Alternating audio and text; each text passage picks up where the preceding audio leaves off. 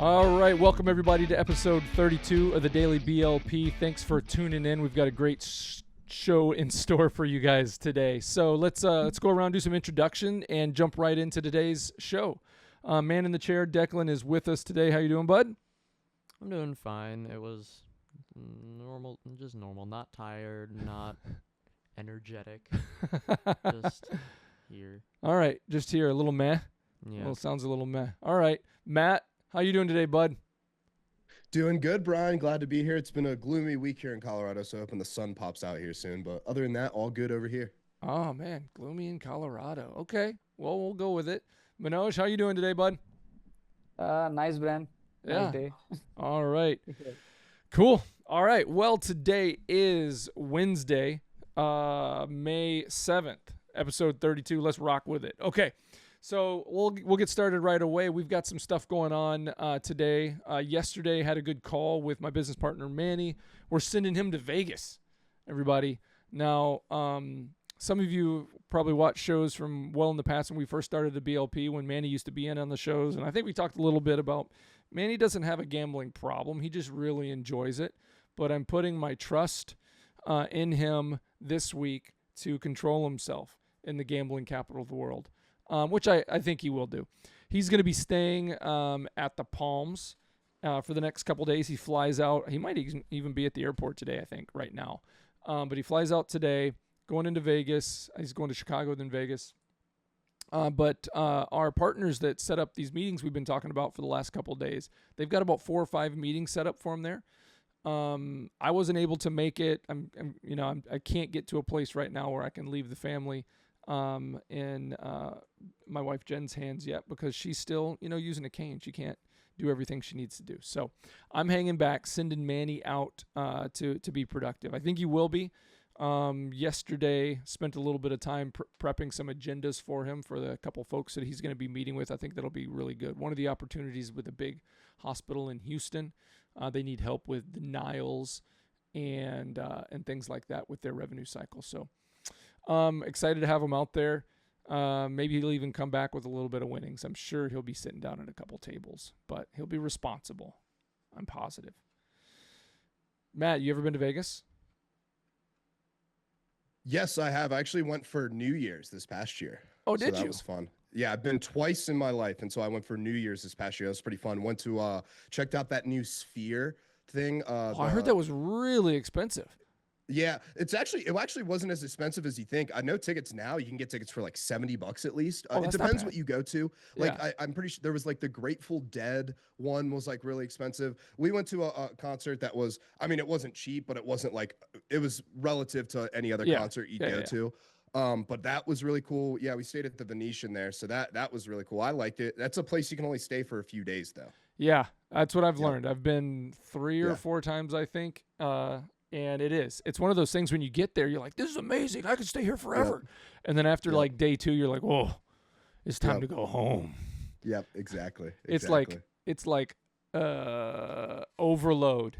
You know what I mean? There's only so much you can take in, only so many times in a row I guess you can stay out. I don't know how people who live there, but I guess they figure out a way to do it. So you stayed at the Venetian. Mm-hmm. That's a nice hotel. Yep, definitely. Very nice. That's the one where they've got the water thing underneath, right? Yeah, I think it's like kind of connected to Caesars. So I always get like whatever there's like the middle ground where there's like the water and everything. Bellagio and Venetian and Caesars. I think you can all get to all those. Like there's like an underground mall and stuff. It's been a few years since I've been there, but. Yeah, so that's what it was. But no, it was really cool. Stayed at Caesars the first time and then Venetian that time. So both times have been great. Have been very, very tired on the way home. Yeah. But they were enjoyable for the 2 days. Right. Yeah, you can only stay in Vegas for so many days. Well, that's cool. Yep. Well, Manny's going to be there. He's like I said, he's flying in today. He'll be there all day tomorrow, and then he comes back on Friday. So, wishing him well. I told him to, do a good job, bring us back some relationships when we get the company some more business. What else is going on? Got a new lead from a referral partner that we have. For those of you guys who don't know, one of the things when you have a business that can be really helpful is as you create relationships, Give people that have meaningful business relationships an opportunity to help you build your business, and then build something in that you can give back to them. So what we do, we have referral partner agreements that basically say any business you refer to us that we close, you get 3% of that revenue for the next full year. So if, let's say, a client refers a new IT client to us and we close that deal and that's worth $5,000 a month, right? So 3% of that $5,000 a month is going to go to that referral partner, whoever it is, a business, a person, a dog, a cat, whatever, for the next 12 months. And that's a pretty good deal if you think about it, because you've done a little bit of work in helping us grow our business. So we give back to you for the next 12 months, and you can do that as much as you want. So in this case, we've got one of our good referral partners who's been working with us for a couple of years. He's given us some great leads that have turned into business over the years. He sent me an email yesterday. Hey, I got another one for you. Told me about it, and I think it's going to be a good opportunity. So always excited to see those. So you guys who are getting ready to start your business, have started a business recently, or have been doing it a long time, think about building a referral network and a referral base, and put time into not only referrals from your clients, but also referrals from your business network and contacts. Well, it can really help you build your business. All right. And then a client that it's interesting, this particular client, they're kind of a new upstart small business in the healthcare industry. And then they've got an ownership company that I think invests in them, and they're doing other things in the healthcare industry.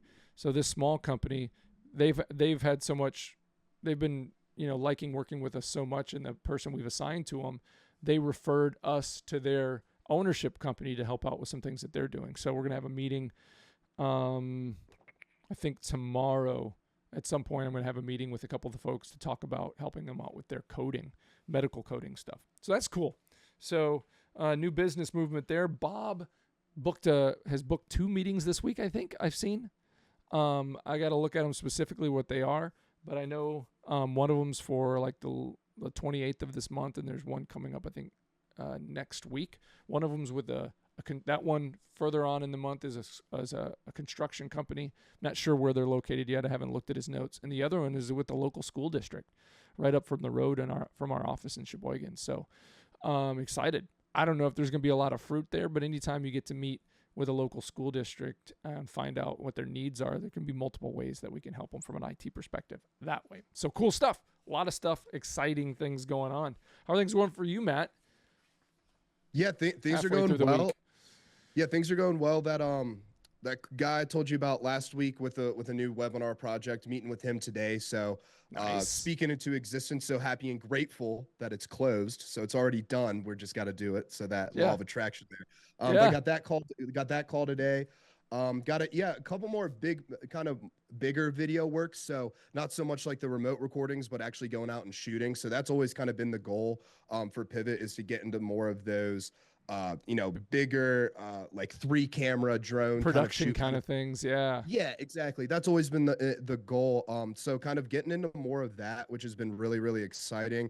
And then, just chugging through our email outreach that we've been doing. Got into trying to currently figure out. So if anyone out there has experienced this, I know this is a struggle for anyone doing email outreach, but messages going to spam. And so some do, some don't. We've added this thing called a DMARC verification. We've done all the verifications, but there are just some that just tend to still go to junk spam. So that's just one thing we're continually trying to figure out, because that's what everyone struggles with cold outreach, right? Is going to junk, going to spam. So that's a big focus of ours right now. Yeah. Do me a favor. Just I know we're doing lots of emails, thousands and thousands and thousands every month for us and our clients. Check with Manish. He's off today. Okay. Shoot him an email. Hey, Manish, this is something we're struggling with at Pivot. What are you guys doing to make sure things aren't going into spam a lot?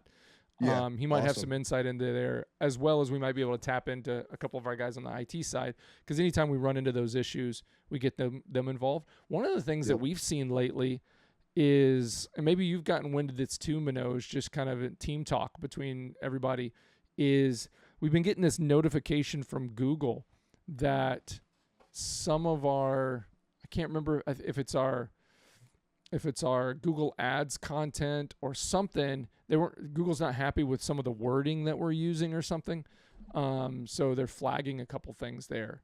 We're on top of it, but I wasn't sure what had happened there. But it could be. I know one thing that we've seen on social sometimes is when some of our team members are using a little too much AI or not adjusting it as much. Yeah. Google, Instagram, Meta, they hate when it's just AI content. So it could potentially be that they're like, hey, you're using a little too much AI. That's just one thing that I've seen that Google and all these social platforms have really started picking up on, because they have this thing now where you click a button and it's like AI generated content. So if you don't click that button, but you're using some, they definitely, they want you to disclose it. And if not, I'm not 100% sure what's going on with you, but I know for us, we've gotten striped with that a couple times. Yeah, but that might be a good thing for a show in the future, is just talk about those kind of things and how we overcome them.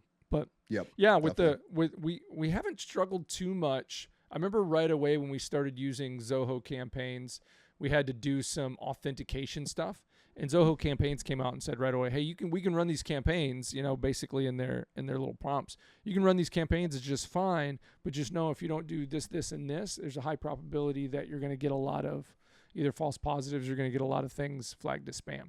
So we went through some of that DMARC stuff, but there's a couple other things where we had to get into the MX records of our domain and put in a bunch of kind of, not necessarily code, we had to put in a bunch of stuff in certain spots on that back end to make sure everything authenticated properly. And that way other email servers didn't see us as bad stuff. So got it. No, that's really helpful. I really appreciate that. So I'll be definitely reaching out to Manish there.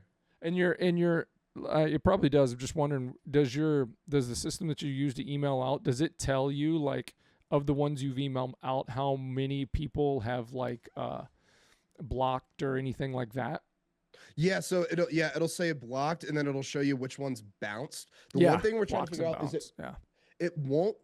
Our platform, and I need, we're still learning the platform, but our platform doesn't necessarily show you if it gets delivered, but goes to junk. So it only shows bounced if it's, bouncing, not even going through. So what I'd like to figure out is if there's a way to see if it's like, okay, it got delivered, but what inbox did it get delivered to? So that's what I'm trying to figure out, because they're getting delivered. They're not fully getting blocked. I would just like to know the percentage that's going to junk and things like that. So that's one thing we're working on too.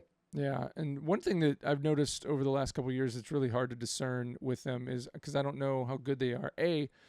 Email provider platforms, your Gmails, your Outlooks, all those, they've gotten better at, blocking things or filtering things or doing that kind of stuff. But one of the things that's hard to tell, and here's the other thing is, those email platforms, they're scanning email and they're opening emails to make sure there's no malicious links and stuff like that.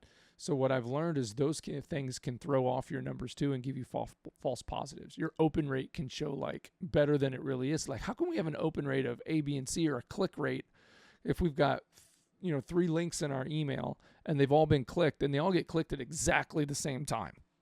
That's not real traffic. So sometimes, like, those numbers that say, okay, you've got an open rate of 15% and you've got a click rate of 5%, sometimes you got to look at that and say, okay, because I know, I think Zoho Campaigns does, but I definitely know that GlassHive does. It'll tell you that the second those things are linked or clicked or opened, and if, they're all getting opened at the same time and clicked at the same time, that, okay, this is a piece of software checking to make sure that the links aren't malicious and stuff. So it makes our job tough for email marketing for sure.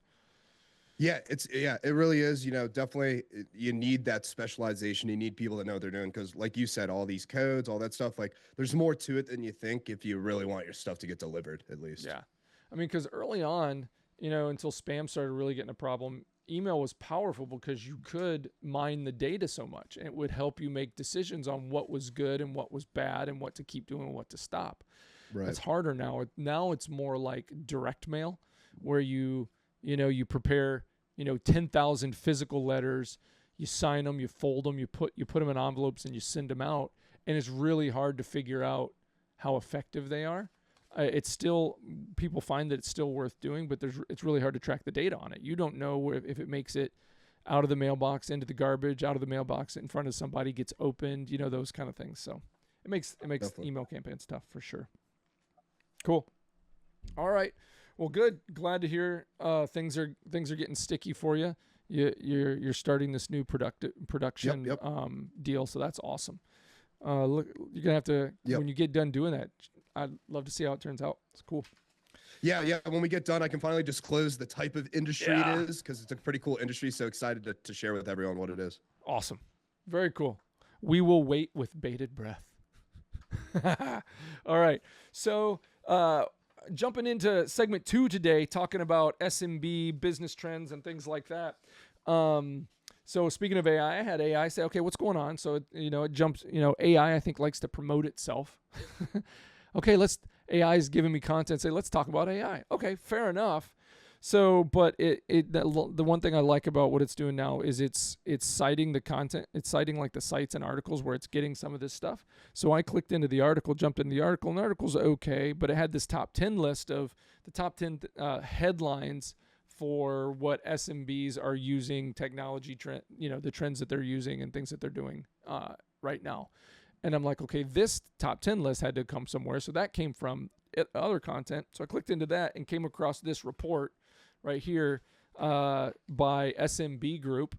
It's the 2025 top 10 SMB technology trends. Now, it's a pretty beefy report. It's 15 pages. It's good content in there. I haven't looked over the whole thing, just scanned it. But what I thought we could do over the course of the next few shows is cover the top 10, starting with number 10. So the number 10 2025 SMB technology trend, according to the SMB Group, is evolving priorities and new technologies that drive SMB collaboration investments. So in English, what type of things are SMBs spending their money on in order to prioritize and bring into the into today's ability to get things done, collaboration, communication, and things like that.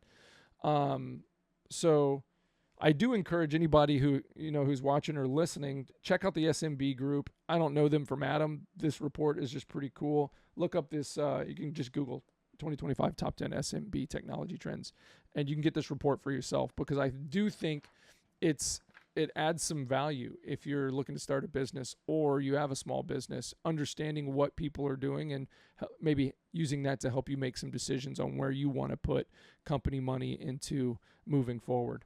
So in this number 10, it talks about a lot of the different things, and they're surveying SMBs and stuff. So it's saying 38% of SMBs are going to be, shifting their investment priorities to improve capabilities for real-time communication. So this would be things like instant messaging platform, video conferencing, file sharing, those kind of things, external collaboration with customers, partners, suppliers. And I think we were all kind of doing some of that right now. I think COVID really forced us down that road to get outside of our office and not travel as much because you were scared to be in front of people. But these are like, let's say, one of the things I've noticed, we've used Zoom for a lot of this type of stuff from early on. When we first started the company, we needed a business phone system, so we went with RingCentral, which is good because I had some experience with RingCentral. And then one of our clients said, "Hey, what do you know about Zoom's phone system?" I'm like, "Zoom has a phone system?" I've been using Zoom because it was free meetings. We use Zoom for this podcast. Not the free version anymore, but it was free back then. And like Zoom has a phone system. Yeah. So I checked into that, found out Zoom has a phone system. It's better pricing. And I also found out when I was doing that research that RingCentral's video collaboration tool within its application was running on Zoom. It was Zoom video. I don't know if it is anymore, but it was then. I'm like, holy cow. Okay. So we still have a partnership with RingCentral. We typically end up using them a lot if we've got clients that need electronic fax capabilities, because that's not built into Zoom. But we've shifted kind of all of our video collab and all of our phone system stuff as a company to Zoom, and we sell that as well. We're a Zoom partner. But over the years, our investment and what we pay like per user per month to Zoom has stayed relatively the same. it's maybe gone up $1 or so per employee, but what they've poured in to that system is crazy. I mean, it started off when we first started using Zoom, it was just for video meetings. And we're like, oh, they got a phone system, so let's use their phone system. So all of our remote scribes use Zoom. All of our team members are using Zoom, either a licensed version or a non-licensed version. But it's not just video meetings, phone. Now there's a scheduler built in. If you've ever used things like Calendly, if you've ever used things like there's a lot of different those tools, right? You connect it to your business calendar. You send someone a link, they can see where they can fit in and set a meeting. That's built into Zoom now, right? So we were using Zoom for video meetings and phone, and we had a Calendly account, and we even set up Calendly accounts for some of our clients that needed that. Well, that functionality got integrated into Zoom. We closed our Calendly accounts and shifted all the scheduler functionality to Zoom. Zoom's also got docs built into it now. So you can literally use Zoom to create kind of Word docs or, basic Excel sheets and stuff like that. There's a whiteboard functionality built into it. There's this workflow functionality built into it now. So you can build like org charts, or I use it in my IT presentations when I'm building network maps. I use the Zoom functionality because it's faster and easier to kind of share and move around and import things into than using something like Microsoft Visio. So there's so much that's built into this platform now that it's crazy. The only thing that really isn't that we use as a company that's not functionality kind of built into it natively is the email itself. We sync our email to it, but all our email goes through a different platform. So, but of the people surveyed, 38% of them said they're going to be investing more money into improving capabilities for real-time communication. So I think that's important. Another was improving external collaboration with partners and suppliers. That's a little bit different because you can't force everybody to use the same platform, right? I think. What do you come across a lot? What platforms do you think, like communication wise, do you think you come across most in your dealings with kind of whether it's clients, vendors, people that you're partnering with? What's kind of the most things you see out there, Matt? Yeah, so most of our clients are like us, SMB owners. So not we have a few, over 500 head count kind of companies we work with, but mainly it's some of these SMBs. And so with them, it's I'd say 75% of the time it's Zoom, maybe 65%, maybe, the rest I'd say it's probably Google Meet, and then, G Suite. And then I'd say maybe 5% of those SMBs use Teams and things like that. But I mainly seen people using Teams and the Microsoft, all of that. I see that mainly with larger companies. I mainly see for some of the smaller SMBs like ourselves, we use the full G Suite. I'm a huge fan of G Suite, Google Meet, Gmail, all that kind of stuff.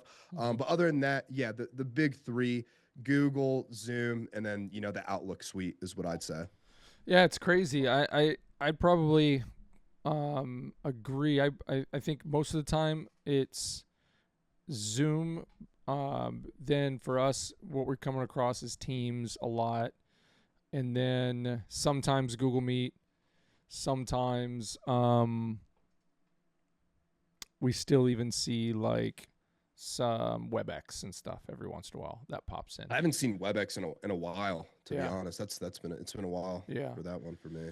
But I forgot about that. For the most part, I think they all kind of play nice. But I'd say the one that tends to cause the most problems when it comes to collaboration is like when I get with like a partner or a client or something, they say, hey, instead of Zoom, can we do a Teams meeting? I'm like, yeah, no problem. But in the back of my mind, I'm like, it's going to be a problem because there's something about it. I don't know if it's that it's a heavier application or it's just trying to do too much, or we live in the world as a company of like we're a heavy Zoom, but we're heavy Microsoft stuff too, and like sometimes it just doesn't work right. Like we'll get into it. Like I think I had mentioned a couple weeks ago, we had a meeting, and Arsenal likes to use Teams, and they set up a Teams meeting, and then Bobby set it up, but so that kind of makes him the host, but I think he made me the host, but I go in and I can't even get into the meeting. client's trying to get in the meeting. He's trying to get in the meeting to save the day. None of us can figure out how to get the daggum meeting started. You know what I mean?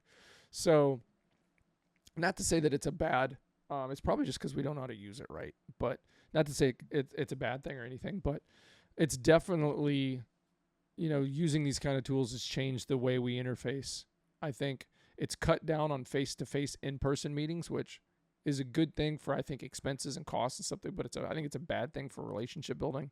But at the same time, it's saving us a lot of money. So, yep. A couple of the other ones that are showing up here, 32% say they're going to be invested into helping employees use collaboration and communication tools more effectively.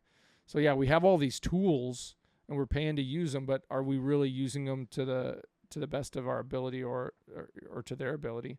32% invest into making meetings more productive and efficient. Like, one of the things I do think happens now, maybe not more than it used to, but I think meetings are problematic to begin with because they're very, let's have a meeting. Let's have a meeting. Yep. Let's have a meeting. And Yep. before you know it, your whole day can be meetings and you got nothing done. Yep. I can remember when my wife used to work in the nursing home industry. She was an activities director. And so she was considered on the administrative staff, but she's also a program staff, and she's got to be out in front of people, and she's got a staff that she's got to manage and program for residents. When she did that, she'd come home almost every day. I'm like, how was your day? Oh, just meetings all day. And when you're in meetings all day, your staff don't see you, and they think that you're ignoring. So meetings just to have meetings are problematic, and having tools that make it easier to have meetings can make that problematic too. You know what I mean? Yep. Because as important as it is to communicate, if you can't be fast, effective, and efficient with your meetings, then your whole day is shot and you can't get anything done. Manoj, have you ever had those days when it feels like all you have is meetings and you can't actually get your work done? Yep. Yeah. Isn't it frustrating? It's so frustrating. Yeah. It's so frustrating. Because Anyway. after that, Yeah. yes, where is the work? And then you're like, hey, why aren't you getting any work done? It's because I'm in meetings Yep. all day with you, you knucklehead. Yeah, I know how you feel. I do. It's crazy. And another thing about these platforms, let me get back up on my soapbox, and I used to complain about this 15 years ago when instant messaging creeped its way into the workplace. Like, all of a sudden, everybody just wanted to talk by chatting on IM, and this was via Skype.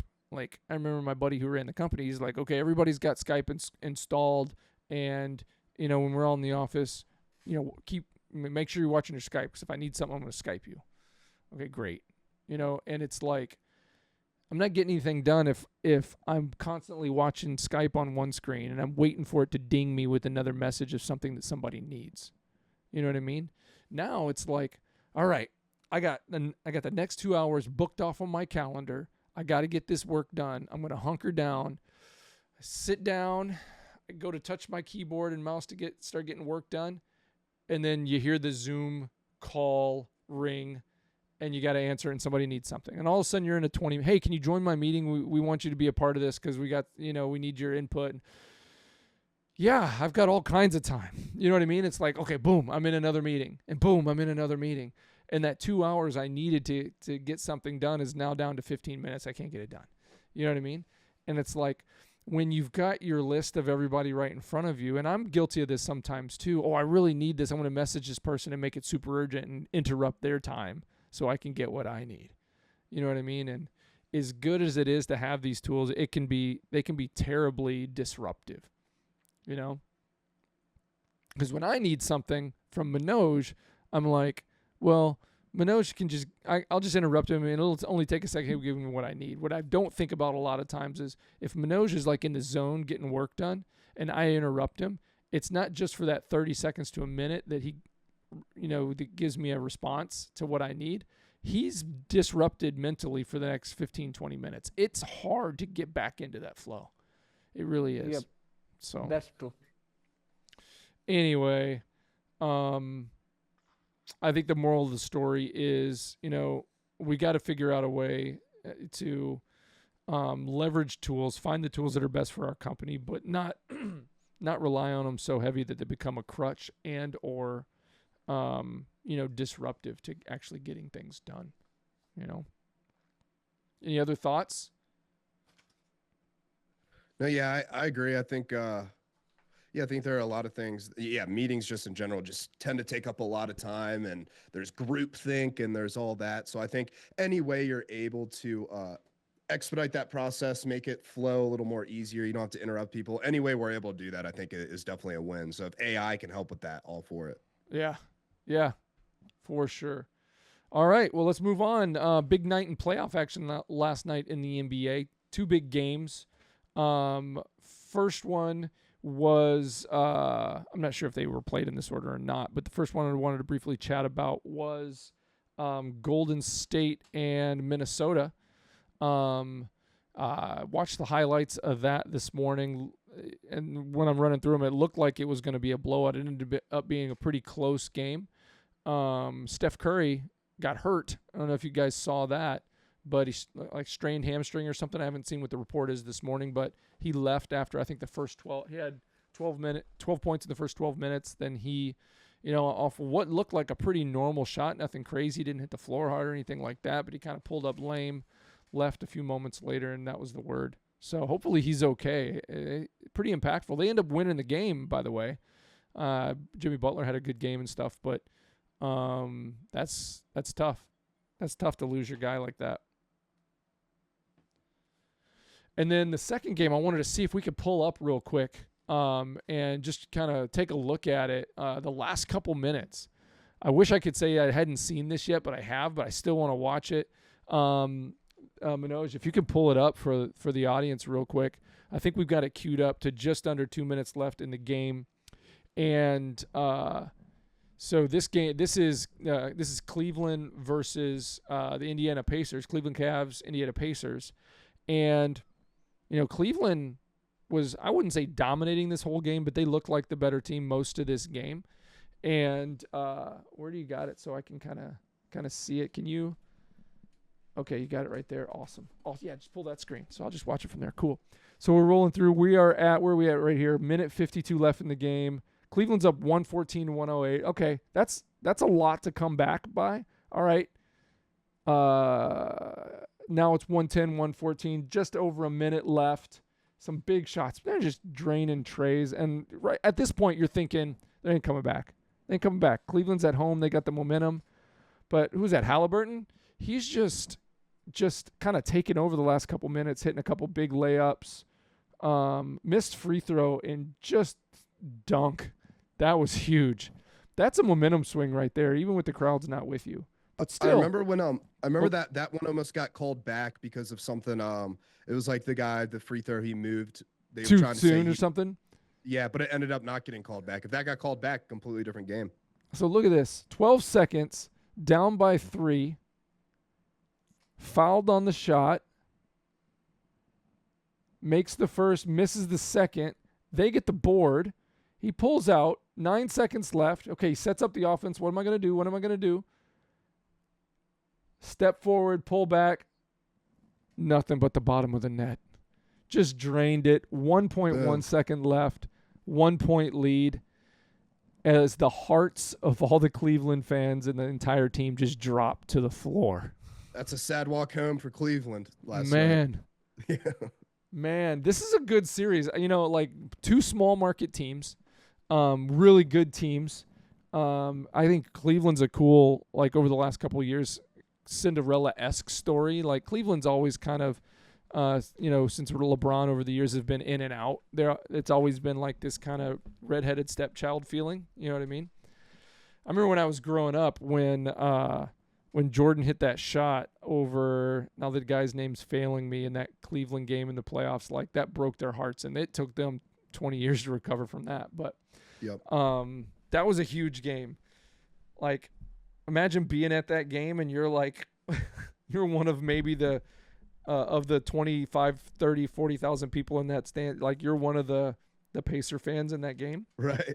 Yeah. And that'd be pretty fun. Yeah, that'd be crazy.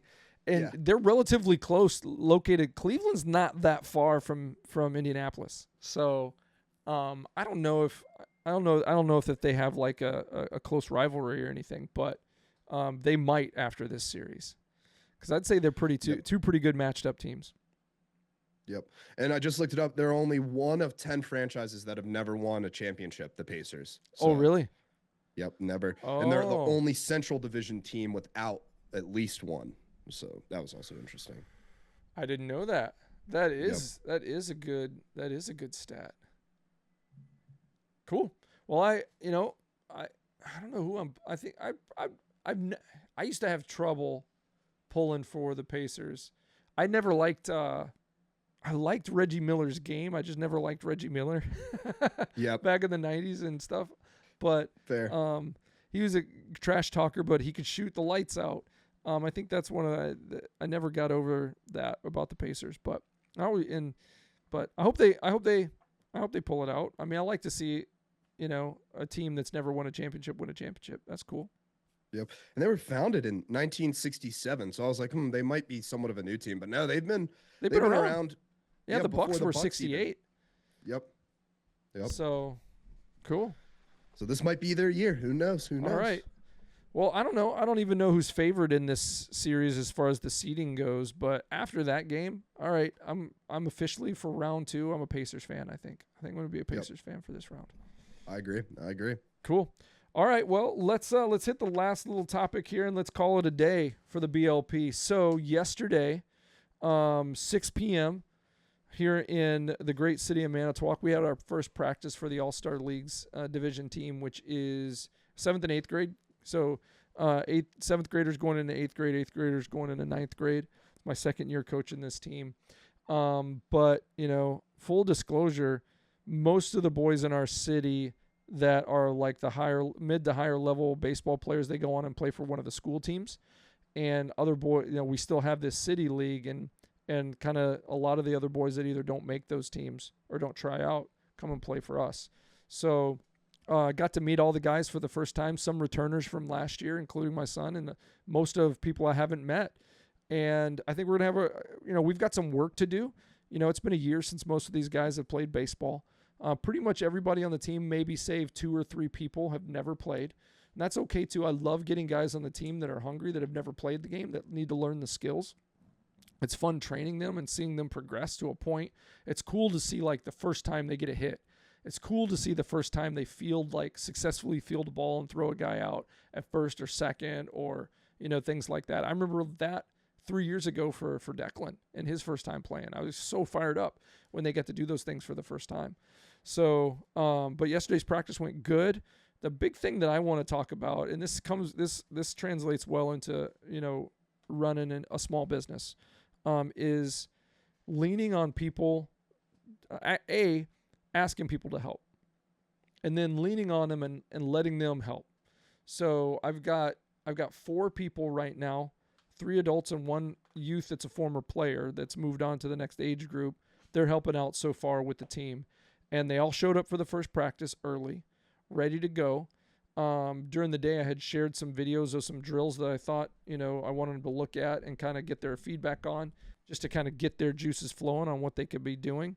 I let them know beforehand that, hey, I want, Coach Amanda, I know you have experience playing softball when you were younger in the outfield. I'm going to have you do the outfield drill. I found out that Coach Eric, his thing was infielding when he played. So I was like, okay, you're going to do some infield drills.